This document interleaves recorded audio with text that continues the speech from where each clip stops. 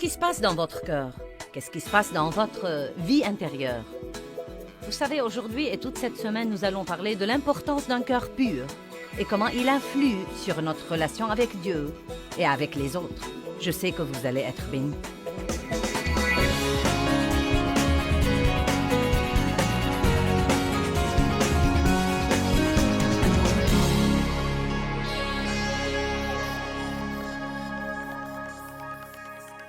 Père, je te rends grâce pour la parole ce soir et je prie qu'elle influe sur nos vies et qu'elle nous aide à veiller sur nos cœurs.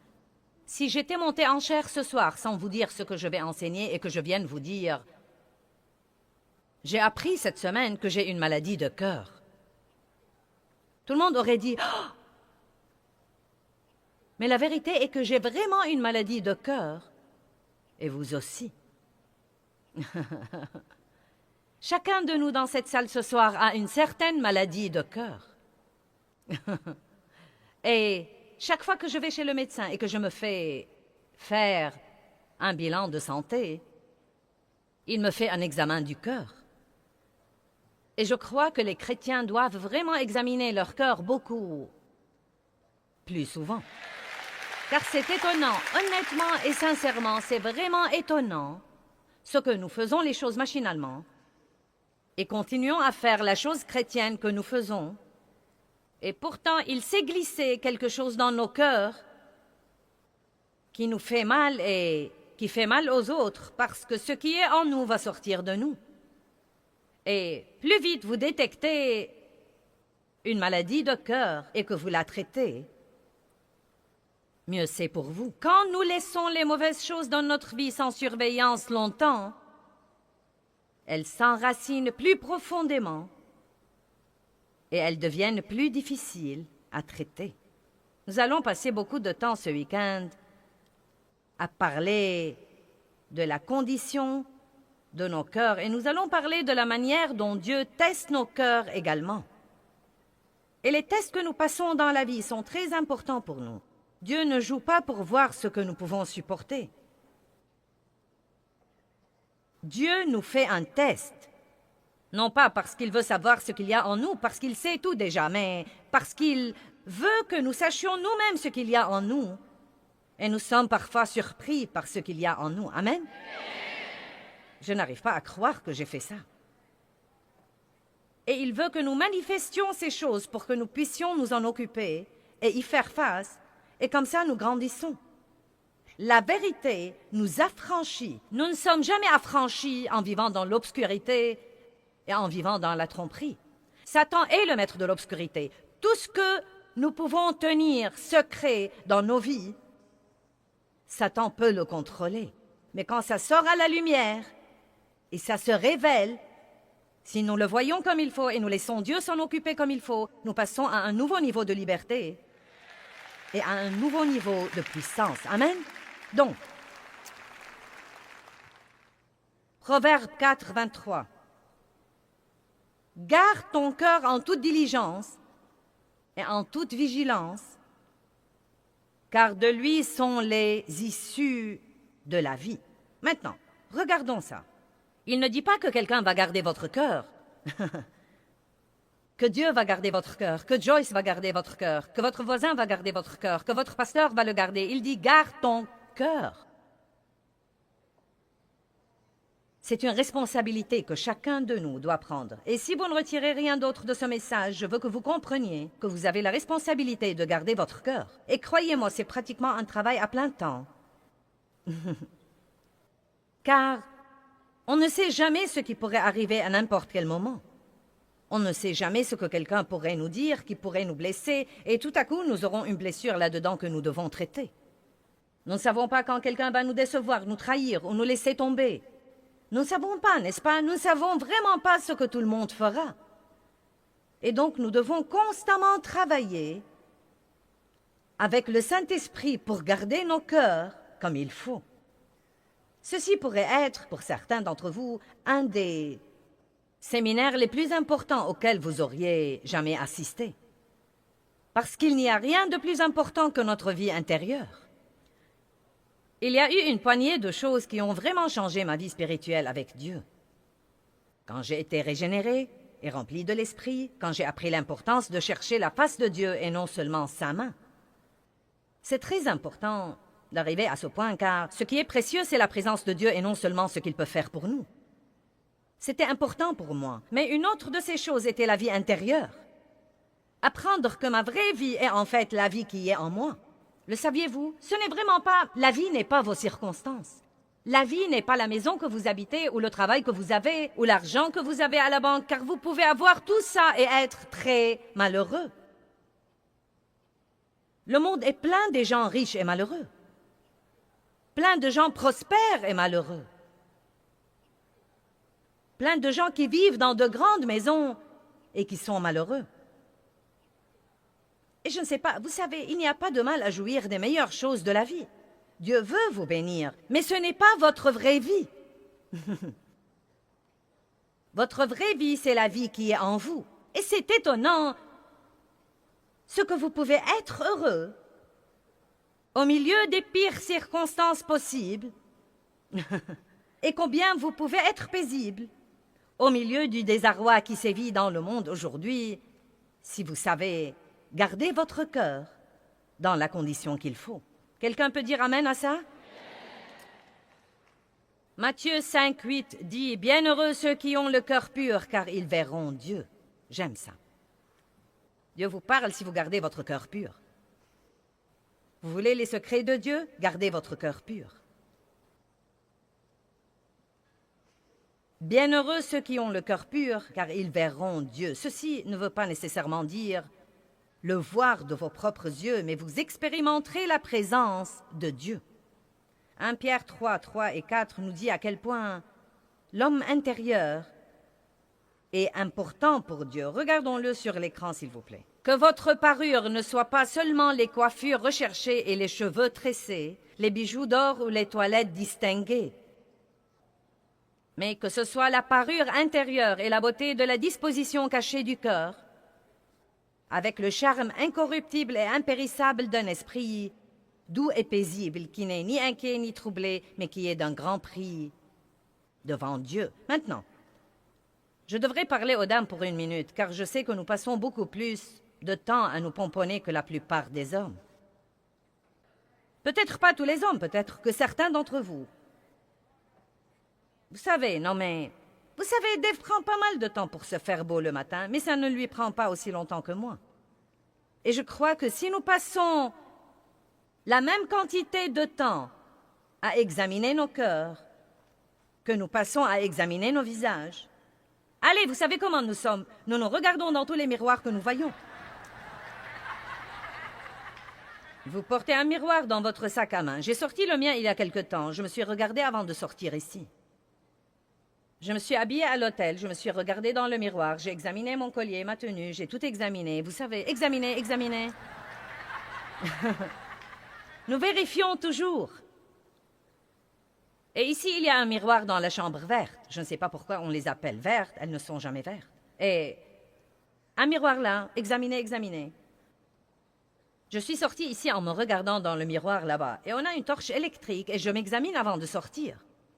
Donc si nous pouvons nous donner tout ce mal pour examiner notre apparence et s'assurer que rien n'est de travers, que le rouge à lèvres est toujours là, que les boucles d'oreilles ne sont pas de travers, la fermeture est claire et comme il faut, nous pouvons sûrement passer un peu de temps à examiner nos cœurs. Car, à dire vrai, Dieu s'en fout pas mal et me donne pas vraiment d'importance à ma tenue vestimentaire. Car ce qu'il voit vraiment, et à propos l'ennemi le voit aussi, c'est comment je suis vêtu dans l'esprit. Je veux que vous compreniez cette réalité. Le royaume spirituel est aussi réel que le royaume naturel. Ce n'est pas parce que nous ne le voyons pas qu'il n'est pas là. Et nous devons commencer à prêter plus d'attention à notre vie intérieure qui est nos pensées et nos attitudes. Amen? Est-ce que ça va pour vous jusqu'ici? Maintenant, quand nous parlons du cœur, notre cœur comprend. Il comprend les émotions, toute notre vie spirituelle, notre vie mentale et notre vie physique. C'est la partie la plus secrète où c'est la partie la plus cachée de notre vie. C'est la partie la plus profonde de nous, notre cœur. Une des premières leçons que j'ai apprises de Dieu, et je me souviens toujours, où j'étais assise dans ma maison, j'étais assise sur le canapé. Je donnais une petite étude de Bible à la maison à l'époque. J'avais un grand rêve et une vision, mais j'étais très loin de là où je suis aujourd'hui. J'avais 3 enfants en ce temps-là et je tâchais de les endormir tous les jours pour avoir 2 ou 3 heures libres pour étudier, car je sentais que j'avais un appel sur ma vie. Je ne pouvais pas suivre des cours de théologie, j'avais 3 enfants et donc j'étudiais tous les jours avec le Saint-Esprit. Et une des premières choses que Dieu m'a apprises, et je crois que c'est très important pour notre vie, et c'est une leçon que nous devons apprendre tout le temps, c'est l'importance des motifs. Car le motif n'est vraiment pas ce que nous faisons. Écoutez-moi, le motif n'est vraiment pas ce que nous faisons, c'est pourquoi nous le faisons. Et la Bible nous dit très clairement dans 1 Corinthiens chapitre 3, versets 13 à 15, que nous allons lire, que quelle que soit la bonne œuvre que nous faisons dans notre vie, si nous la faisons avec un mauvais motif, cette œuvre ne sera pas agréable à Dieu et nous en perdrons la récompense. Et je me demande combien de gens passent toute leur vie à essayer de travailler pour impressionner les autres, et cela par leurs bonnes œuvres et leurs bonnes actions. Et au jour du jugement, quand toutes ces œuvres passent le test du feu, qui est, je crois, les yeux de Jésus, quand elles passent par le feu, elles seront détruites.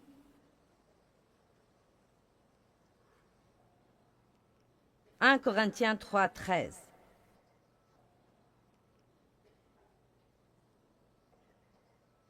L'œuvre de chacun sera clairement et ouvertement manifestée, montrée pour ce qu'elle est vraiment, car le jour de Christ la fera connaître, parce qu'elle se révélera dans le feu,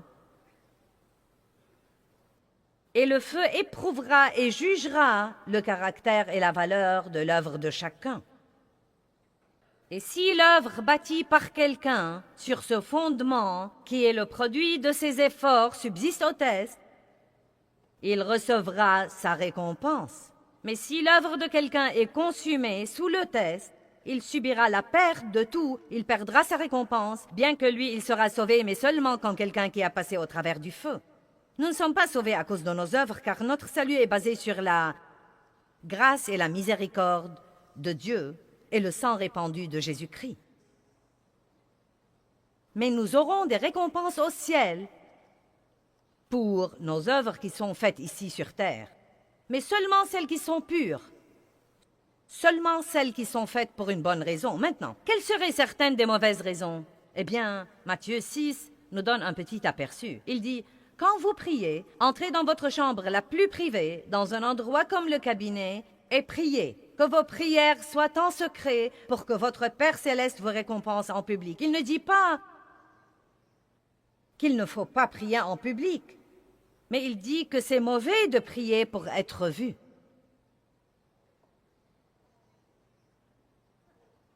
Et il dit que quand vous faites de bonnes œuvres, ne les faites pas pour que les autres vous apprécient. Et si nous sommes tous très honnêtes, et l'honnêteté avec soi-même est la pilule la plus dure à avaler. Quand vous venez à un message comme ça, je sais que vous pensez déjà à tous ceux que vous auriez voulu qu'ils soient là. Vous vous dites: « Oh mince alors! Si un tel était ici, ou si je pouvais faire venir mon fils ici, si je pouvais faire venir mon mari ici ce soir. » La bonne nouvelle est que vous êtes ici. Dieu vous a fait venir ici, et ceci est pour vous. C'est très facile de faire face à la vérité de quelqu'un d'autre. Ce n'est pas très facile de faire face à notre propre vérité. Mais si nous pouvons le faire, nous pourrons passer à un nouveau niveau. Donc si nous sommes honnêtes avec nous-mêmes, nous devons admettre que, au moins jusqu'à ce que nous apprenions mieux, et il faut pas mal de matchs de catch avec Dieu pour apprendre mieux, nous voulons nous impressionner les uns les autres. N'ayez pas l'air si innocent. N'essayez même pas ça avec moi. Vous avez tous fait comme ça. Je suis arrivée pendant les 3 dernières années à la conclusion que nous ne saurons jamais ce qu'est la liberté jusqu'à ce que nous n'ayons plus besoin de nous impressionner les uns les autres.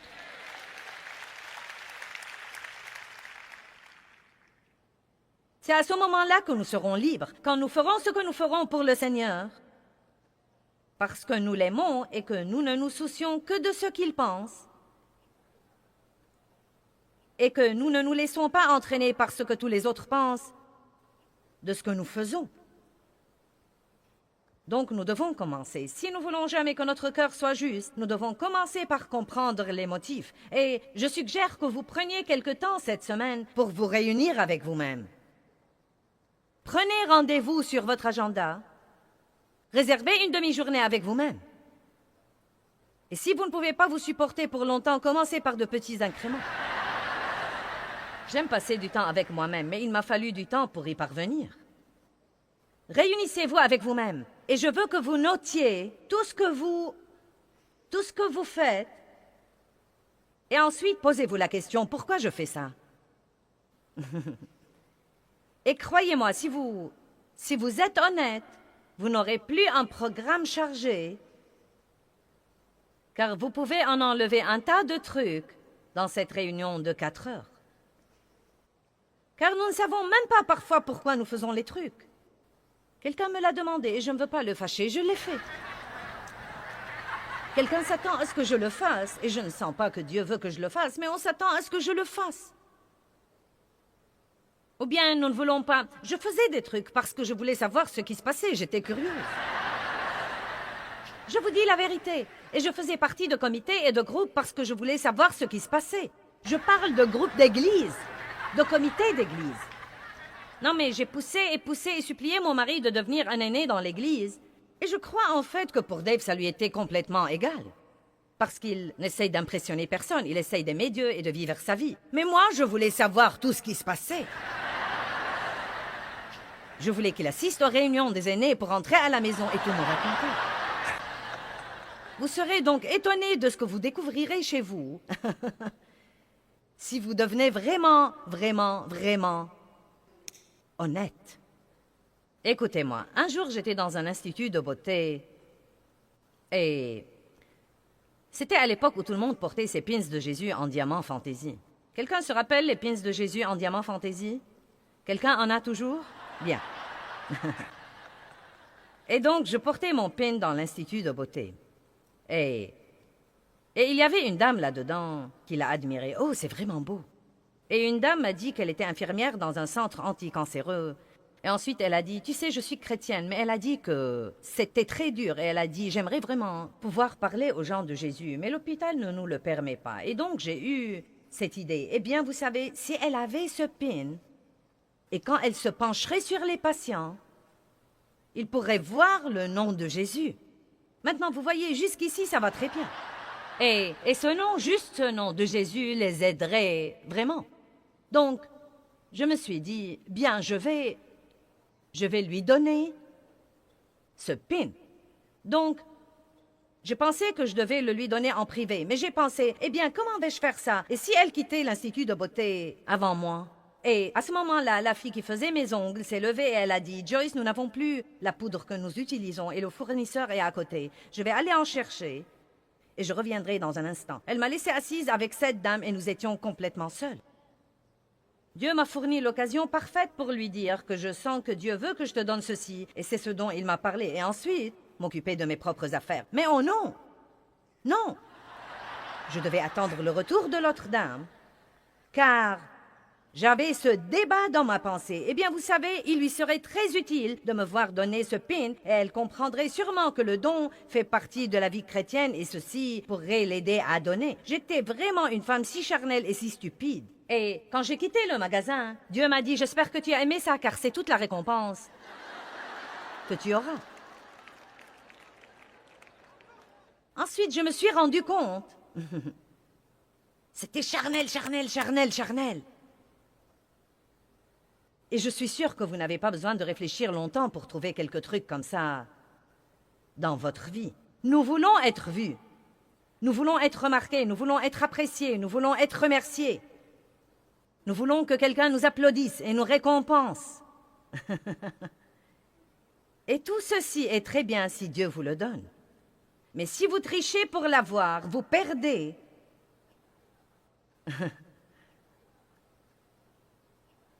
Votre récompense. Et je ne veux pas perdre mon temps et perdre ma récompense. Donc je suis là pour vous dire du fond de mon cœur que je ne suis pas là pour vous impressionner. Je suis là pour vous enseigner et je vais le faire d'une façon ou d'une autre. Vous allez comprendre ce message.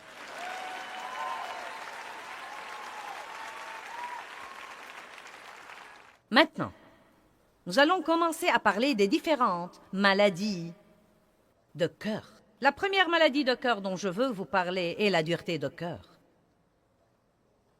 La Bible a en fait beaucoup à dire d'un cœur dur. Hébreux 3, 7, 8. C'est pourquoi, selon ce que dit le Saint-Esprit, aujourd'hui, si vous entendez sa voix, n'endurcissez pas vos cœurs comme lors de la révolte d'Israël, où ils m'ont provoqué et irrité le jour de la tentation dans le désert. Quand vous endurcissez votre cœur, vous entendrez ce que vous voulez entendre et non pas Dieu. En l'endurcissant et en ne réagissant pas à la voix de Dieu, vous aurez l'audition sélective. Vous serez atteint de la surdité spirituelle. Et vous voulez toujours que Dieu vous parle et... Il vous parle, mais vous ne voulez pas entendre ce qu'il a à dire. Quand vous endurcissez votre cœur, il vous sera difficile d'avoir la foi enfantine et de croire vraiment Dieu. Il est très important de garder un cœur tendre devant Dieu.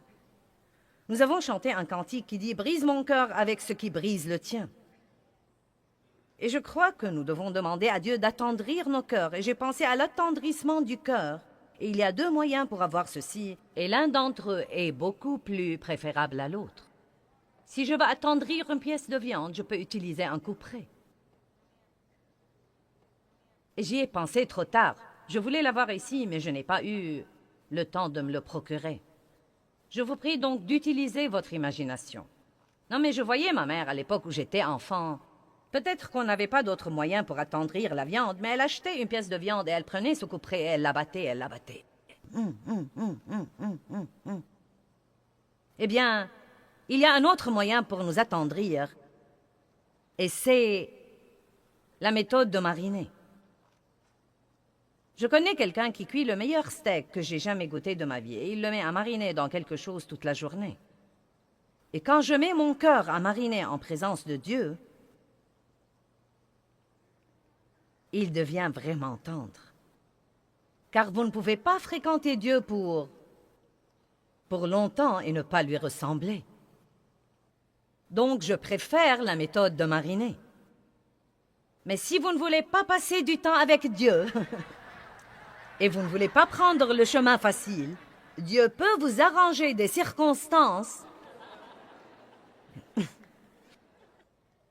Et quand vous aurez fini, vous sentirez que vous avez suivi le processus du couperet. Quelqu'un est avec moi là-bas? Bien. Mais nous devons veiller à garder nos consciences ainsi que nos cœurs tendres à l'égard de Dieu.